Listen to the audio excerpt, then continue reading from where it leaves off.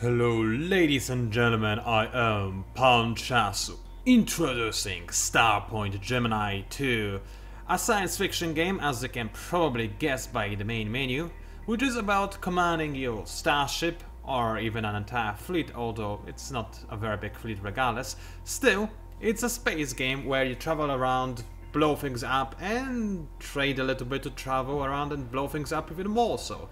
That is basically the general gist of this game.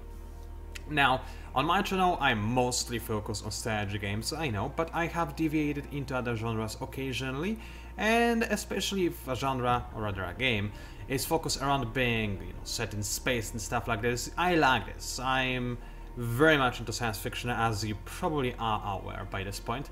So I'm gonna tell you a little bit more about Starpoint Gemini 2, after playing a fair bit of it. So first things first, what kind of spaceship control game is it? Because there are many games out there that you can think about, like EVE Online or Evoker Mercenary or other things really.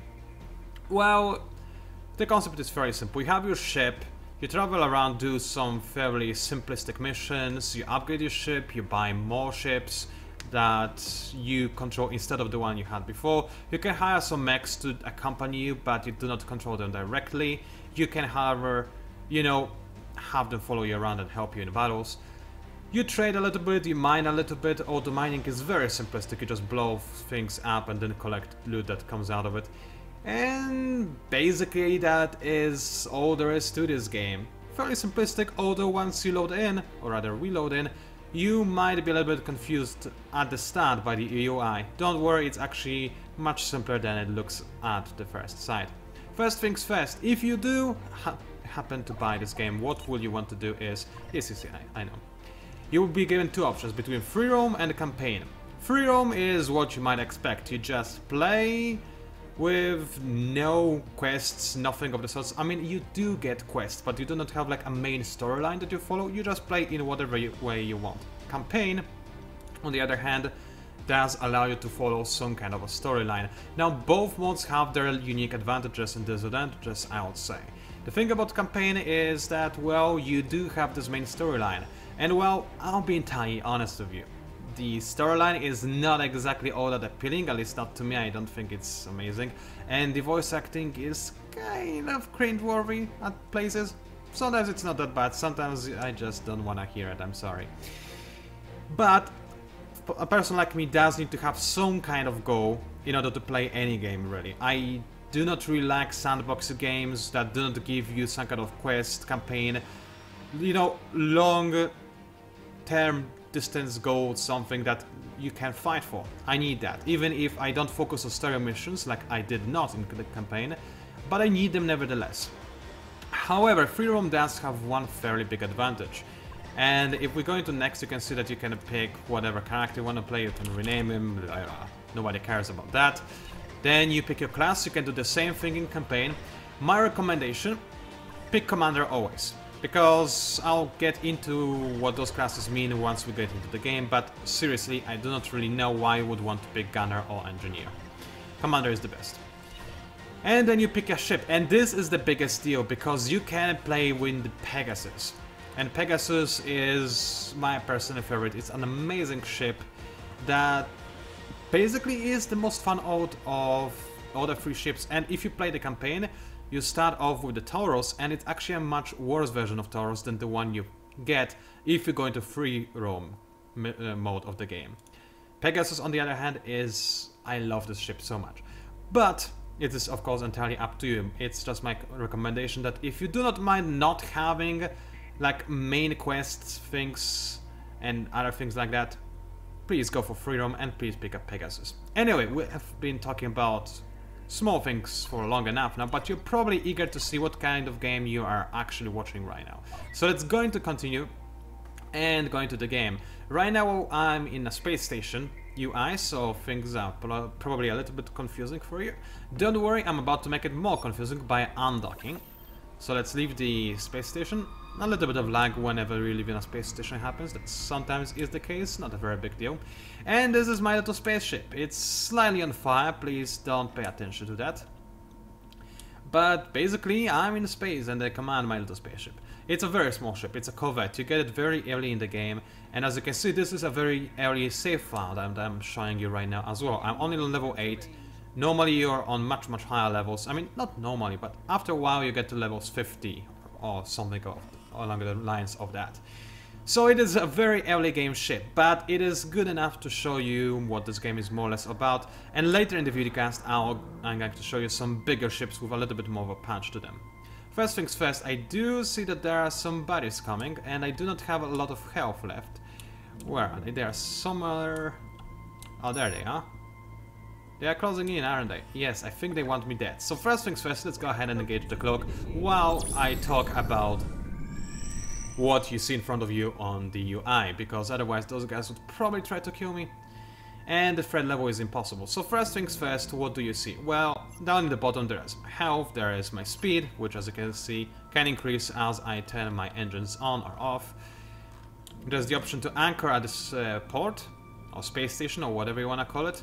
And there are some abilities and some of my equipment as well. Equipment is basically items. You activate it, you get one-time boost from equipment, and then you have to buy more of it after a while.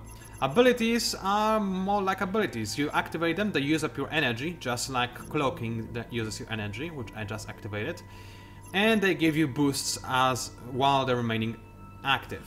If they go offline because you lose your energy or you turn them off, then they no longer provide you with any boosts.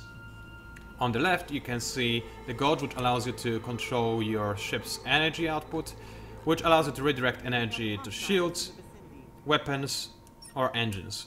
I recommend engines when you're running away. It's actually a very important thing to, you know, take into account whenever you play this game. You do want to be running sometimes, you do want to be chasing sometimes as well. Let's de-engage cloak because I'll probably need it later, and those guys are far away from me for the time being, so I feel relatively-ish safe. I'll just fly into the unknown direction for the time being as I explain more of the UI. Actually, let's not fly anywhere, let's fly into... Let's fly into this station as I explained the UI. Let's turn off the notifications for the time being and go over there to anchor.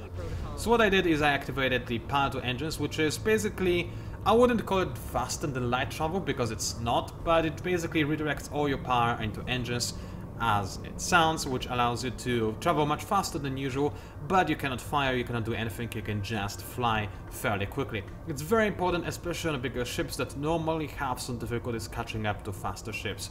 You can use power to engines to catch up to things that normally you wouldn't be able to chase. But keep in mind, if you get shot with something big, you lose your power to engines as well. And wow, this is actually fairly quickly, we're here already.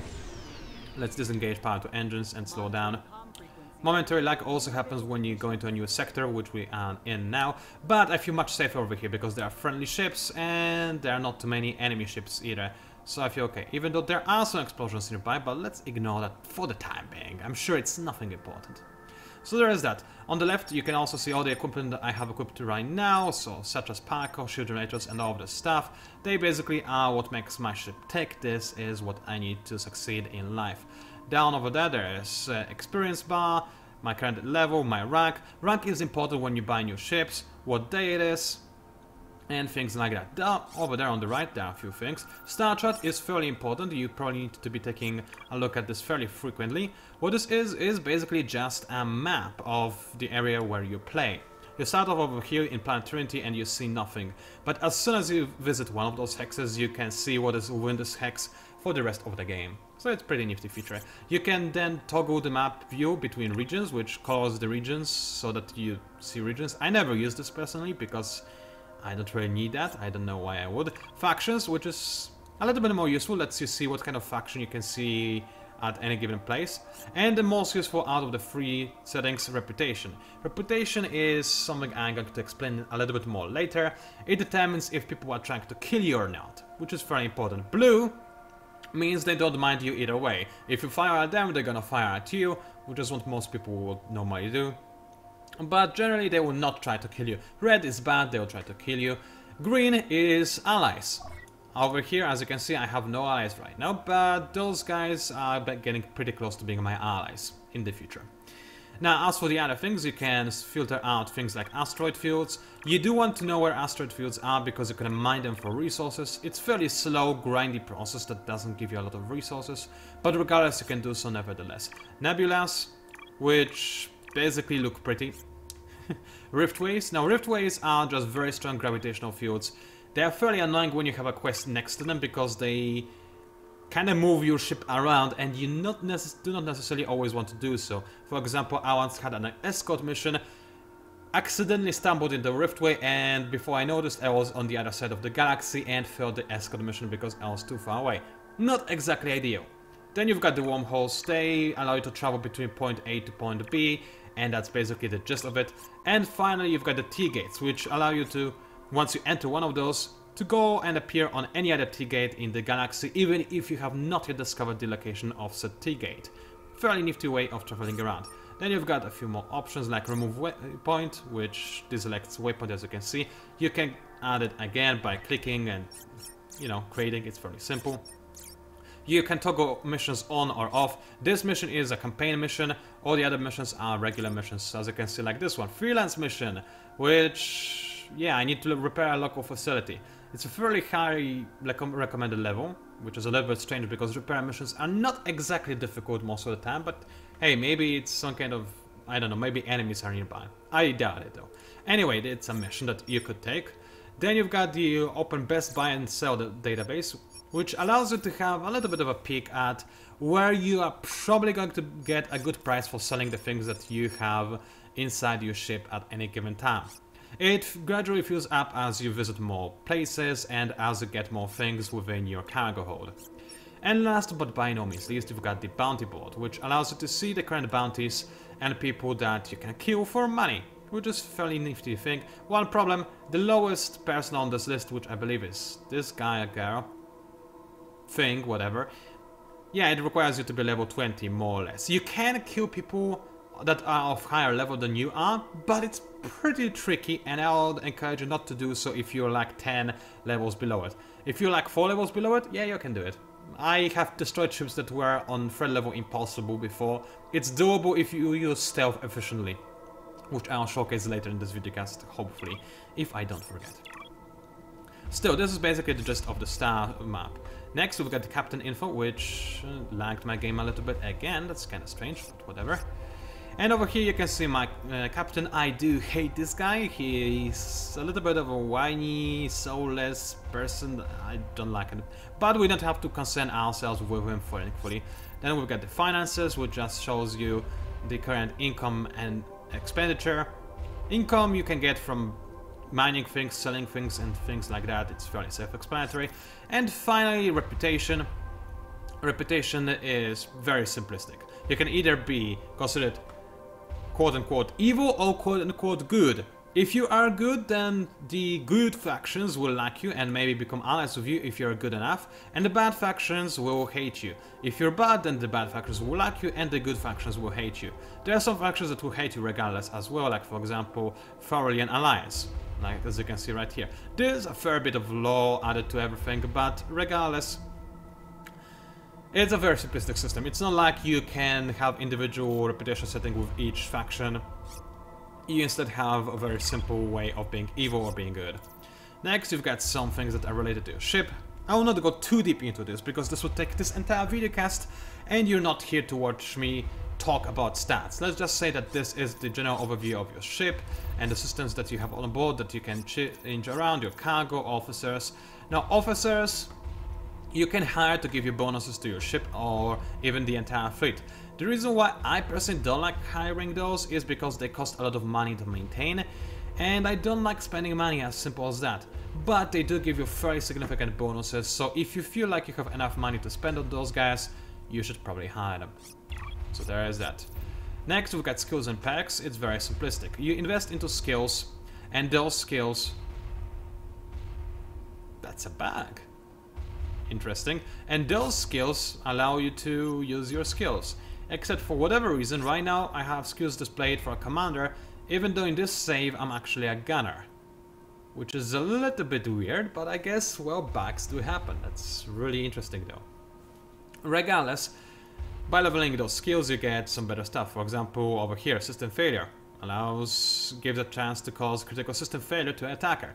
So as you have this ability activated, an attacker can have a critical systems failure. What does it mean? I'm not entirely sure. I assume it disables their weapons or something for a short amount of time. That's what I guess would work with this kind of description.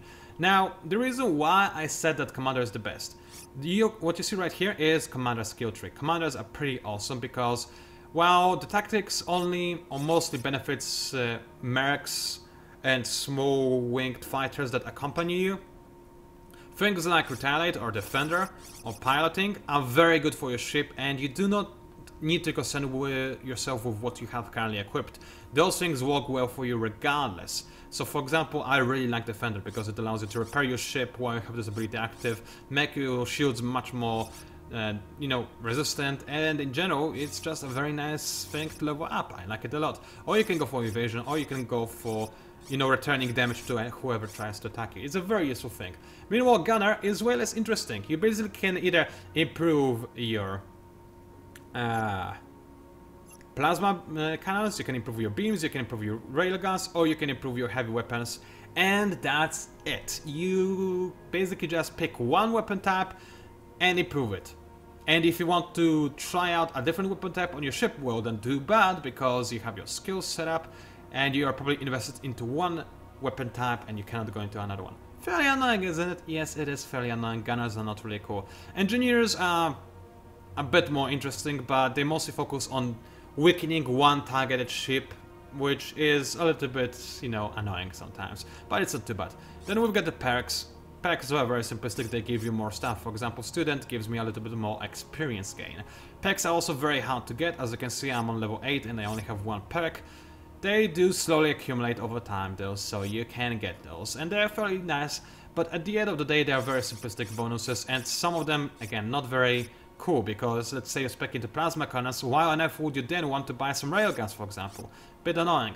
Also, railguns seem to be the most powerful weapons out of the ones I have seen thus far. My favorites are beams, but railguns, from what I have seen, generally are the best. Which is, I don't know, it might just be me, but I have seen them being the most efficient out of the all. So there is that. Anything else? Well, there's a captain's log, which is just a captain's log, and then there is the main menu, which you have seen already. And that's basically it. Now, this ship, of course, has taken some damage, as you have seen, so let's go ahead and anchor with this ship. I do not really need to put power to engines, but I might as well.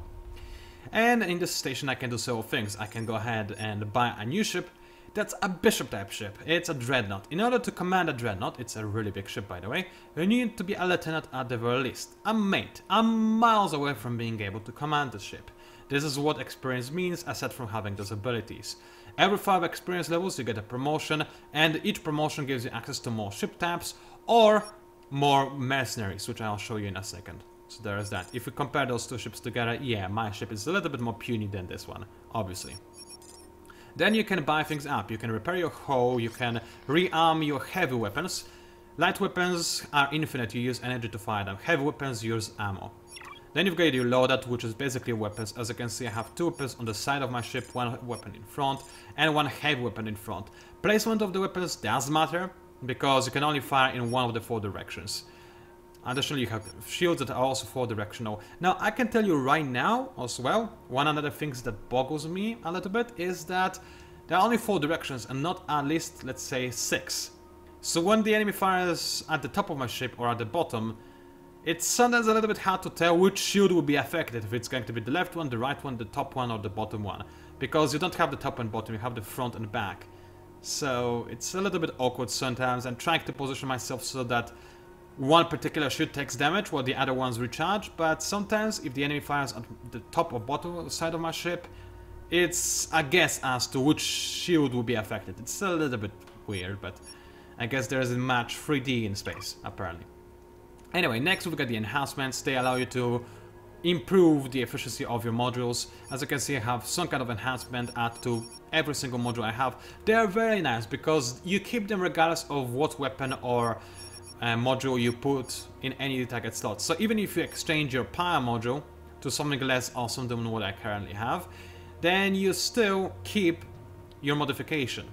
They are not stuck together, you just have one or the other and you can update them independently. Very nice. Next you've got the systems, which is basically all systems that you are not currently using, you can buy them over here as well.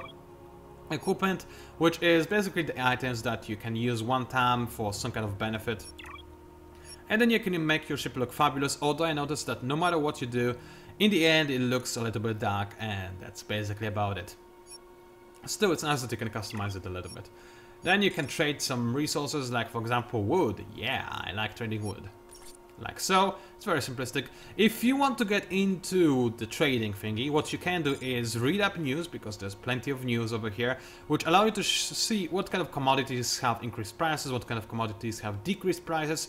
Based on that, you can buy things cheap and sell them high, you know, buy low, sell high, you know the deal. But it gives you... It does give you some credits, but it's very, very slow, especially early in the game when you only have a very limited amount of cargo. 30 cargo, for example, is not a lot, and it takes forever to earn money this way, so I do not personally recommend it. Then you've got hiring abilities. You can hire your troops. Your ship does have some troops that you can use to board enemy ships and whatnot, which is important, so you want to always have them maxed out. And you can hire officers, which, as I mentioned, give you significant bonuses, but they cost salary, which I'm not too keen on giving anybody. And then you've got mechs. Mechs, once you have a high enough rank, you can have a certain amount of them, and they will accompany your ship. And they can be a small type of ship, or they can be absolutely ginormous ships that will allow you to pack a very big amount of punches, which doesn't sound right in English. And last, which is probably very important, is the ability to reset your perks and skills. Now, skills in particular I like, because it means that if you're a gunner, for example, and you spec heavily into things that improve your railguns, you can purchase the skill reset and then improve your plasma beams. What is surprising me a little bit is that I did have a lot of skills on the save file, and it appears like I have none right now. Which again, I guess might be a bug. This game is a little bit buggy in places, unfortunately, as you have probably already noticed. Nothing game breaking, but a bit annoying regardless. So there is that. I leveled up. That's nice.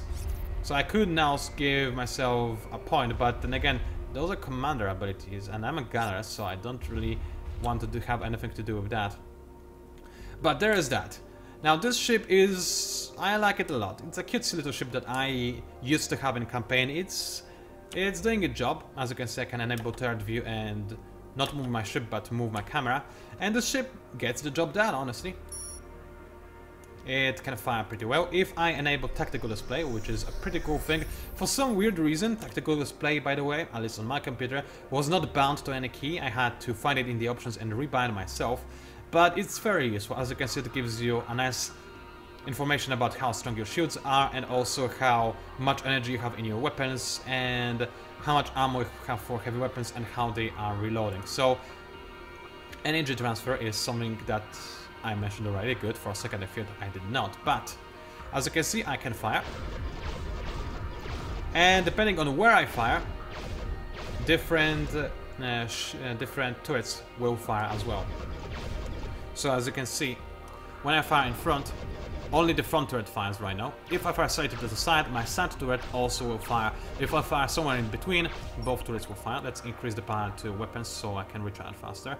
So basically it means that picking where you want to shoot is fairly important. Also, top and down does matter as well, because some weapons on some ships can fire upwards and cannot to the bottom of your ship, and some can do this the other way around. You get the idea. Depending on your ship, you can fire in some areas and in some you cannot.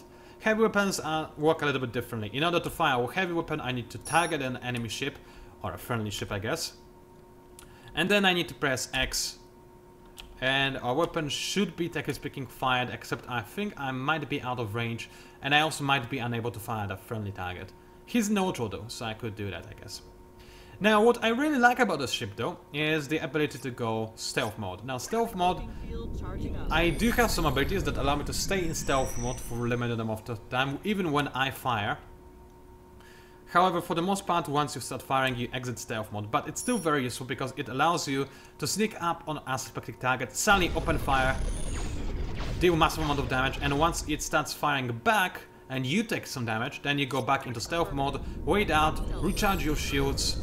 Once your shields are recharged, then you fire again, and you do the same thing and repeat until the enemy is dead. This way you can destroy ships that are even on threat level impossible. I have done so in the past, and that's why I believe that stealth is one of the most important things you can have. But this videocast is fairly long already, and you have not seen any proper combat, so I'll load up a different save file with some more explosions, so give me a second. Alright, so as you can see, I'm under heavy fire, so let's do something about it. I have loaded a save file where I have a rather big ship. So let's go ahead and activate all weapons. As you can see, with a single key press I can activate all weapons and set them to automatically fire at my enemies. And there are plenty of enemies, so let's also deploy my little fleet that I have brought along with me. Now, plenty of fighters ready to assist me. Let's turn all power into shields and start firing on the enemies. Oh, you there, sir? Look like you're a little bit dead. Well, that's too bad for you. Well, this ship is, as you can see, much more powerful, and this allows me to show you a little bit more of what a late game fight is like. In late game you have those dynamos ships. I also have some mercenaries, but I think they died already. This is a fairly dangerous area, and I bought some fairly cheap mercenaries to go along with me, so they might be dead already. Oh no, there's one mercenary right there. Hi, he's still alive. That's nice. I was afraid I killed him. I don't really care, this guy was fairly cheap, but regardless, as you can see, this ship is a beast. It can take an absolute wrecking and be like, sup, you're trying to kill me? That's too bad, I just turn all my power into shields and you can basically do nothing about it. And meanwhile my weapons, they are fairly powerful. As you can see, I'm not directly targeting anything. I can start targeting things myself, but then I can only fire at one ship at a time, and I would much rather have it automated for myself so I can actually hit the enemies from all different angles. It's very important. Now for this ship this big, I do want to zoom out my camera a little bit. I can also of course activate some powerful abilities that allow me to survive a little bit more, repair my hull a little bit, even though it's mostly okay. And also of course I can start firing some heavy weapons at ships that deserve to be fired upon. Like this guy for example, just got hit with a fairly big torpedo and now he is dead. So this is what late game battles are more or less like. Now it does take a very long time for you to get to the state of the game. Hours, and I do mean hours upon hours of doing lots of quests, and I don't want to say grinding because you don't really want to grind. You get most of your money by capturing enemy ships and docking with them and selling those ships for scrap and things like that. Let's activate a shield booster because my shields are losing power a little bit. As you can see, this is the problem I was talking about earlier. I'm not too sure how to make it so that my front and back shields are being damaged, because no matter what I do, it seems like it's always the side shields that get damaged instead, which is a little bit annoying, I can tell you that for a fact. Regardless, this ship is so powerful, I don't really think things are gonna go too poorly.